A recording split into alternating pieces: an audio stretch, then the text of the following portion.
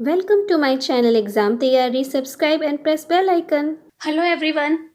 हम लोग अपने लास्ट वीडियो में सीखना यानी कि अधिगम जो है लर्निंग उसके बारे में पढ़ रहे थे कि किस तरह से बच्चे जो हैं वो अधिगम करते हैं। तो हमने लास्ट वीडियो में अधिगम क्या होता है, अधिगम की विशेषताएं और अधिगम जो है उसको प्रभावित करने वाले कारक और किस तरह से जो है हम अधिगम की प्रोसेस जो है उसको ज़्यादा इफ़ेक्टिव बना सकते हैं, यानी लर्निंग प्रोसेस को। ये सारी चीज़ें हमने देखी थी। आज हम अपनी वीडियो में देखेंगे सीखने के सिद्धांत, theories of learning. Theories of learning जो है उनमें 4 थ्योरी जो है वो बहुत ज़्यादा इम्पॉर्टेंट हैं। थॉर्नडाइक की थ्योरी, पॉवलोव की थ्योरी, स्किनर की थ्योरी और हल की थ्योरी। तो हम इन्हें एक एक करके हर वीडियो में देखेंगे। आज के वीडियो में हम थॉर्नडाइक के सिद्धांत देखेंगे। उससे पहले हम देखेंगे कि सीखने के जो सिद्धांत हैं वो क्या हैं और उनको 2 कैटेगरी में बांटा गया जिनमें ये सारे सिद्धांत जो हैं वो आते हैं। तो देखिए, सीखने के सिद्धांत क्या है कि सीखने के कुछ नियम होते हैं। नियम यानी कोई भी कार्य जो होता है करना होता है उसके क्या होते हैं, एक नियम होते हैं जिनको फॉलो किया जाता है। तो सीखने के भी क्या है, कुछ नियम होते हैं और इन नियमों को ही मिलाकर सिद्धांत की संज्ञा दे दी गई है।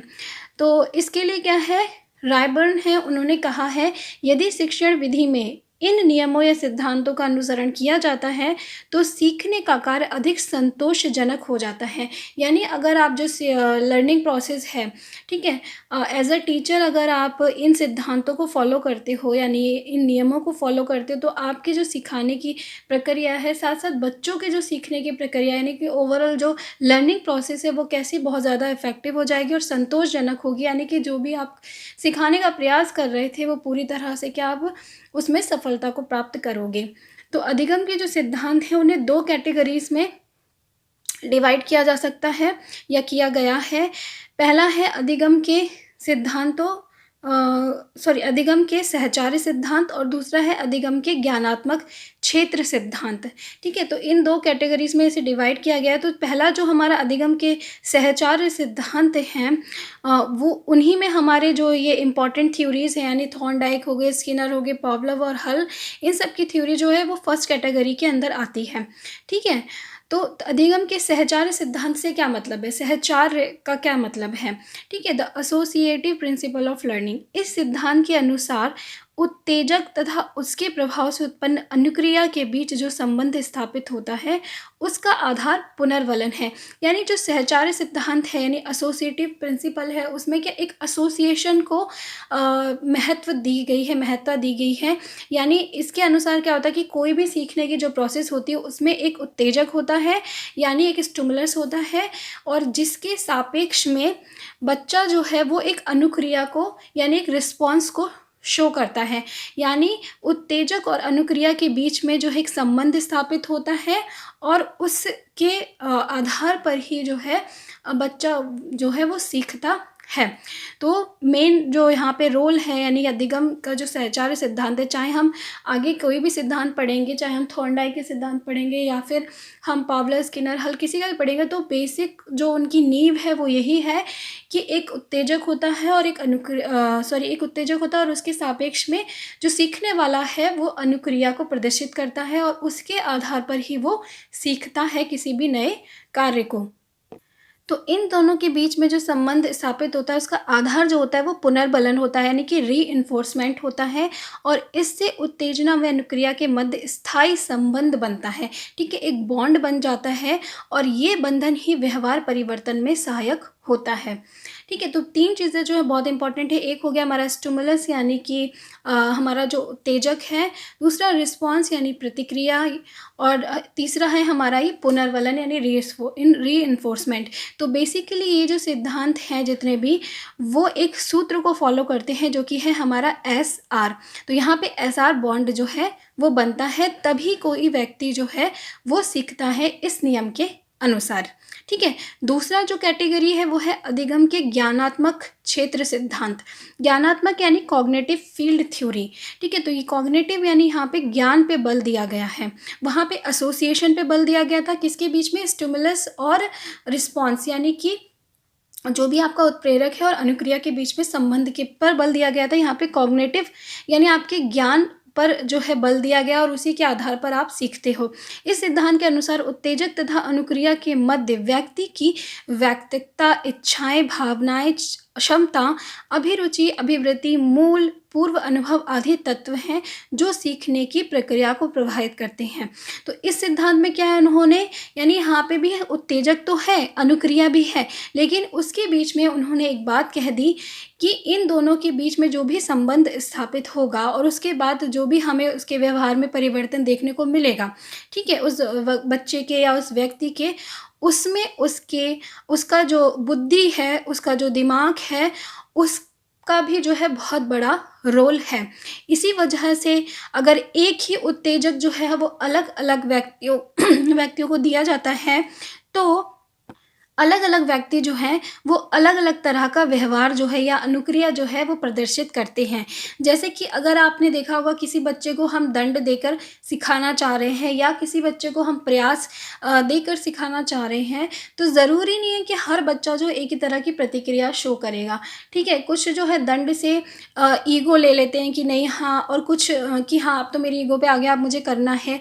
कुछ जो होते हैं वो सोचते हैं कि हाँ मुझे करना पड़ेगा, मुझे ये अच्छा नहीं लगा, ठीक है, मेरे सर को अच्छा नहीं लगा, मतलब वो एक रिस्पेक्ट वे में देखते हैं।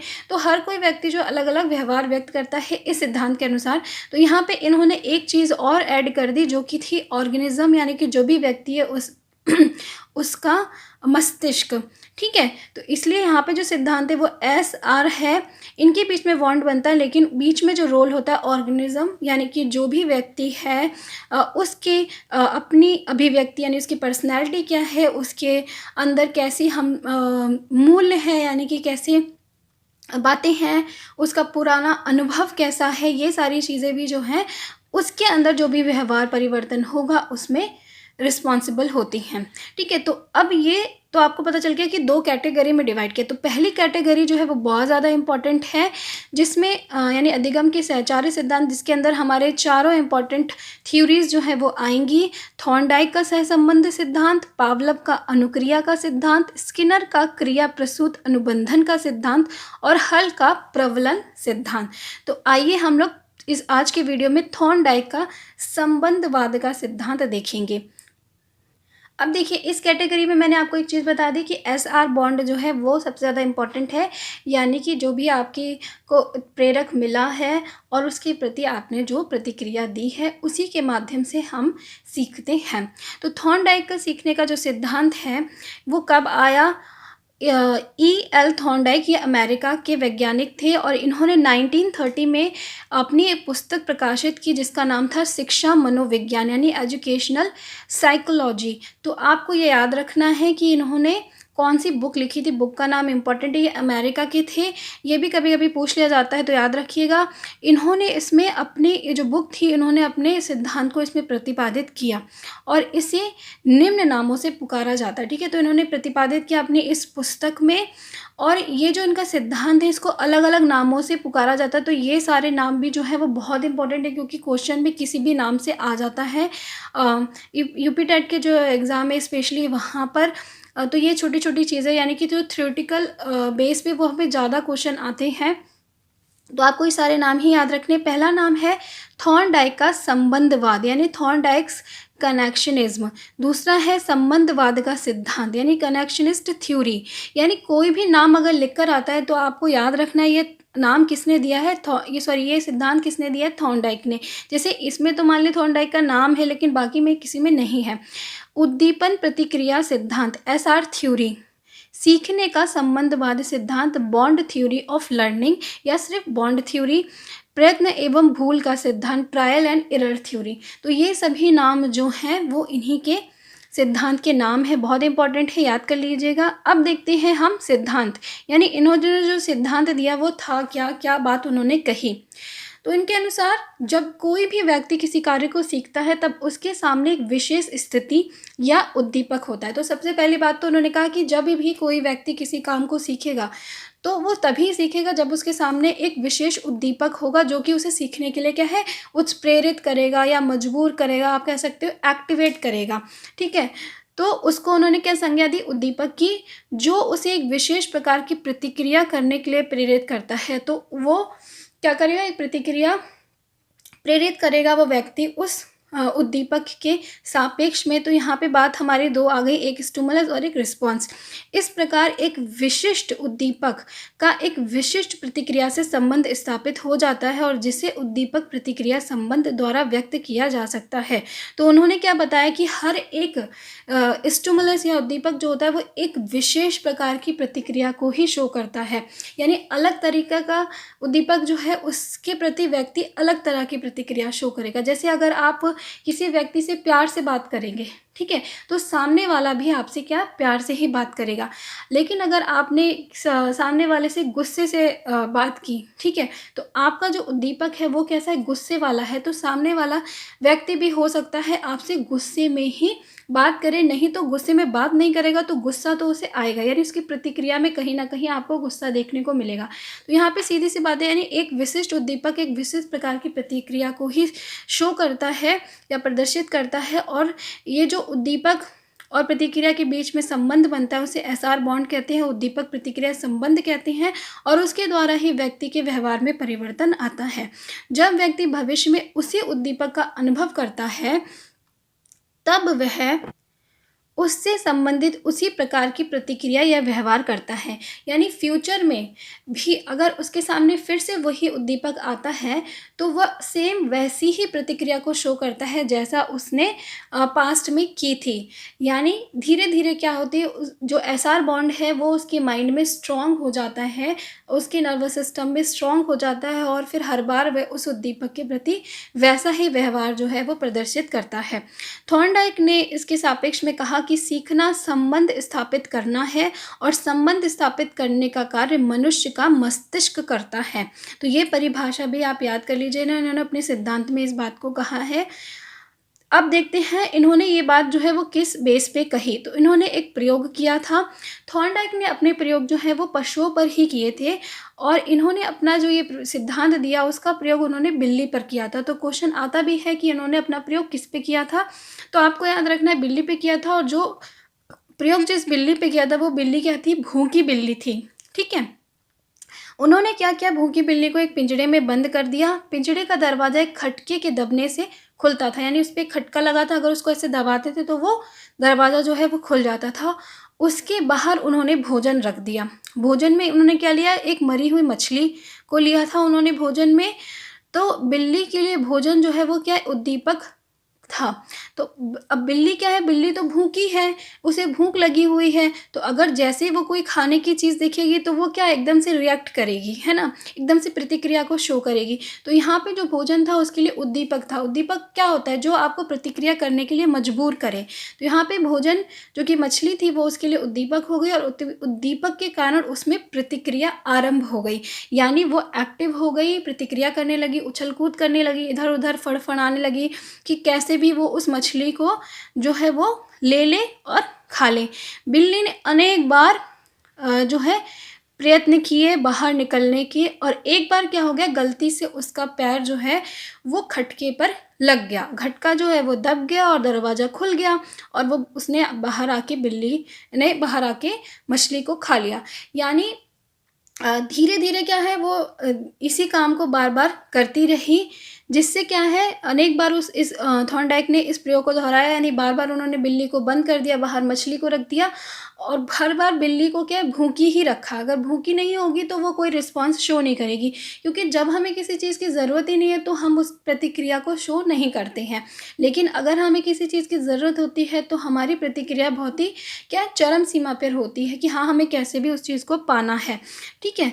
तो उन्होंने हर बार इस प्रयोग को करके देखा कई बार, और अंत में क्या हुआ कि बिल्ली बिना किसी भूल के खटके के दबाकर पिंजड़े के बाहर आ जाती थी और फिर मछली को खा लेती थी। यानी कि लास्ट में धीरे धीरे बहुत बार प्रयत्न करने के बाद बुद्धि उस बिल्ली के दिमाग में ये बात फिट हो गई कि मैं इस खटके को दबा दूंगी तो दरवाज़ा खुल जाएगा और मैं फिर बाहर निकल जाऊंगी। यानी जो बॉन्ड था, जो एसआर बॉन्ड था, वो कैसा हो गया, स्ट्रांग हो गया। तो इस प्रकार से उद्दीपक और प्रतिक्रिया का संबंध स्थापित हो गया, यानी एसआर बॉन्ड बन गया, और बिल्ली ने सीख लिया कि किस तरह से उसे दरवाज़ा खोलना है।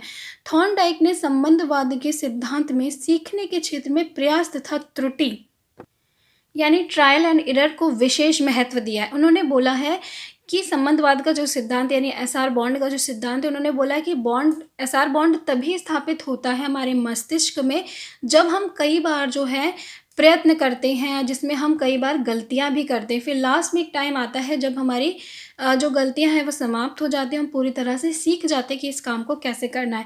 तो उन्होंने व्याख्या करते हुए कहा है कि जब हम किसी काम को करने की त्रुटियों या भूल करते करते कई बार प्रयास करते हैं और धीरे धीरे त्रुटियों की संख्या जो है वो कम हो जाती है, पूरी तरह समाप्त हो जाती है, तो यह स्थिति उत्पन्न हो जाती है और एसआर बॉन्ड जो है वो बन जाता है। यह स्थिति प्रयास एवं त्रुटि द्वारा सीखना कहलाती है। इसीलिए इनके सिद्धांत को क्या है, प्रयत्न और भूल का सिद्धांत भी कहा जाता है। तो अच्छे से आपको समझ में आ गया होगा, सिंपल सा है बिल्कुल एक्सपेरिमेंट। बस आपको कुछ चीज़ें याद रखनी कि उद्दीपक क्या है, यहाँ पर प्रतिक्रिया क्या शो की जा रही है, प्रयत्न और भूल जो है वो कहाँ पे आ रहा है, क्या रोल है उसका, तो ये सारी चीज़ें आपको याद करनी। इसके अलावा देखिए थॉर्नडाइक ने अधिगम के नियम भी दिए, ठीक है। उनके नियमों को 2 वर्गों में विभाजित किया गया। बहुत इंपॉर्टेंट है, बहुत बार क्वेश्चन आता है इससे नियमों से। तो उनके जो नियम है उनको 2 भागों में विभाजित किया गया है। एक है मुख्य नियम और दूसरा है गौण नियम, यानी कि प्राइमरी लॉज और सेकेंडरी लॉज। तो क्वेश्चन इससे कई बार ऐसा भी आता है कि सीखने के सिद्धांत में मुख्य नियम और गौण नियम किसने दिए हैं, तो आपको याद रखना है थॉर्नडाइक ने। और कई बार आता है कि थॉर्नडाइक के मुख्य नियम के उपनियम कौन कौन से हैं, तो ये मुख्य नियम जो है उसमें 3 उपनियम दिए हैं और गौण नियम में उन्होंने 5 उपनियम दिए हैं। तो देखते हैं मुख्य नियम में कौन कौन से उपनियम है। पहला है तत्परता का नियम, लॉ ऑफ रेडीनेस। दूसरा है अभ्यास का नियम, लॉ ऑफ एक्सरसाइज।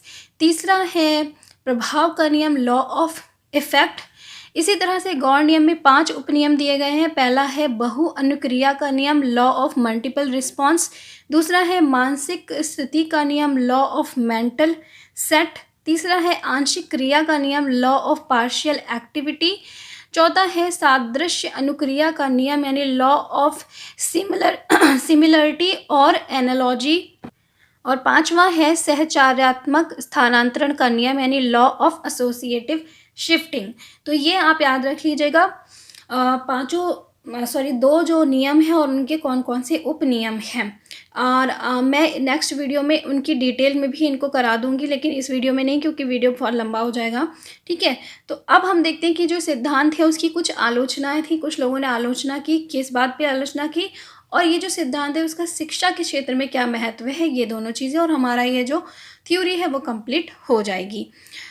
तो सिद्धांत की आलोचना, क्रिटिसिज्म ऑफ थ्योरी, यानी क्या क्या क्रिटिसिज्म किया गया। पहली बात कही गई कि थॉर्नडाइक ने अपने जो प्रयोग है ज़्यादातर वो पशुओं पर ही किए। तो उन लोगों ने कहा, जो क्रिटिक्स थे उन्होंने कहा कि ये पशुओं के सीखने को बताता है, मनुष्य के सीखने को नहीं बताता है।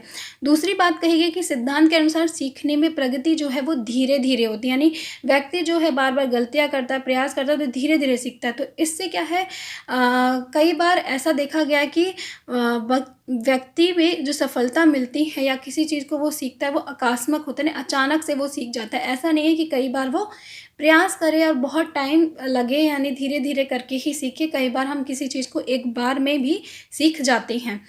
तीसरी बात कही कि प्रयत्न तथा भूल द्वारा सीखने में बहुत ज़्यादा शक्ति व समय जो है वो नष्ट होता है, यानी कि एज अ टीचर अगर हम इस रूल को फॉलो करें तो हमारा बहुत ज़्यादा टाइम जो है वो वेस्ट होगा। नेक्स्ट बात जो है यहाँ पे आलोचना की वो है, गेस्टलवादी मनोवैज्ञानिकों ने थॉर्नडाइक के नियमों को कड़ी आलोचना की है।